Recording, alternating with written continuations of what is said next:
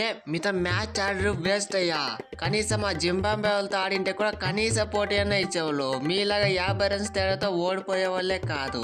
మీతో ఆడేదానికంటే గల్లీ క్రికెట్ ఆడేది బెటరు. అరే ఏం జరుగుతూ పుసుక్కని అంత మాట అనేసివి. మేమేం ఊరికేం సూపర్ 8లోకి ఎంటర్ అవ్వలేదు. మేము కూడా కష్టపడ్డాం.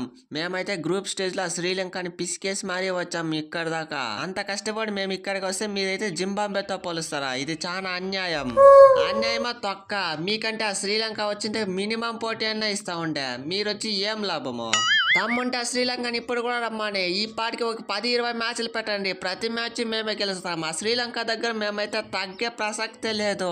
మేము కావాలంటే జింబాబే నామీబియాతోనే ఓడతాం, కానీ శ్రీలంక దగ్గర ఓడే ప్రసక్తే లేదు. చూసుకుందాం. కూల్స్కి మ్యాచ్ మీరే గెలుస్తారులే, ఆవేశపడుకో. అయినా మ్యాచ్ గెలిచింది మేము, మ్యాచ్ గెలిపించింది నేను. అయినా అందులో నువ్వు ఆవేశపడితే అర్థం ఏముంది?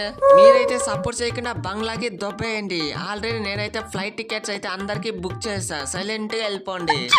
ఇంకొక 13 రన్లు కనుక కొట్టింటే ఈజీగా 50 అయిపోయాను. ఎవరు చూసినా ఆతలు లేనోడు కూడా లాస్ట్ కి నేను ఫామ్ లేదని చెప్పేవాడే. ఆ 50 కనుక కొట్టింటే అందరూ నోరు మూసేసిండ్రు. జస్ట్ మిస్ లో పోయింది. నెక్స్ట్ మ్యాచ్ లో పక్క 50 కొట్టాల్సిందే. రోహిత్ బ్రో ఎలా ఉంది జలక్కు? ఇది ఐపీఎల్ కాదు, ఇంటర్నేషనల్. అందరికీ తెలుసు కుల్ఫ్ పాండ్యా ఎలా ఉంటాడో. సూపర్ తంబి సూపర్. ఐపీఎల్ లో ఎంత తిట్టుకున్నారో ఇక్కడైతే అంతకు డబల్ రేట్ గా పొగొడుతున్నారు. నువ్వైతే ఇదే ఫామ్ కంటిన్యూ చేయి. మనమైతే ఫైనల్ లో కూడా గెలవాల్సిందే. రోహిత్ అన్న నేను కూడా మంచిగా 30+ రన్స్ అయితే కొట్టిన. డిప్యూటీ కమిషనర్ ఆఫ్ సిక్సెస్ 3 సిక్స్లు కొట్టిన ఈ మ్యాచ్ లో.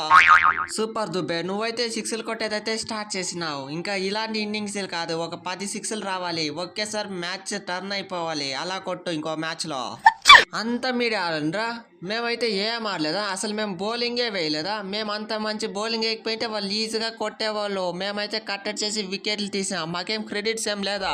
లాస్ట్ పెద్ద వరల్డ్ కప్ లో చైనా మన బౌలర్ అంటే ఒక బ్రాండ్ ఉండేది. ఇప్పుడైతే ఎవరు పట్టించుకోవడం లేదు. ఏ బ్యాటింగ్ లోనే ఏమన్నా ప్రాబ్లమ్స్ ఉంటుంది, కానీ బౌలింగ్ మాత్రం సూపర్. అసలు ప్రతి మ్యాచ్ మన బౌలర్స్ అయితే అందరూ కలిసికట్టుగా భలే చేస్తున్నారు. ఇదే కంటిన్యూ చేయండి.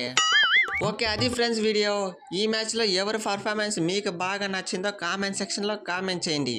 అలాగే వీడియో నచ్చితే లైక్ చేయండి, షేర్ చేయండి, సబ్స్క్రైబ్ చేయడం మాత్రం మర్చిపోకండి.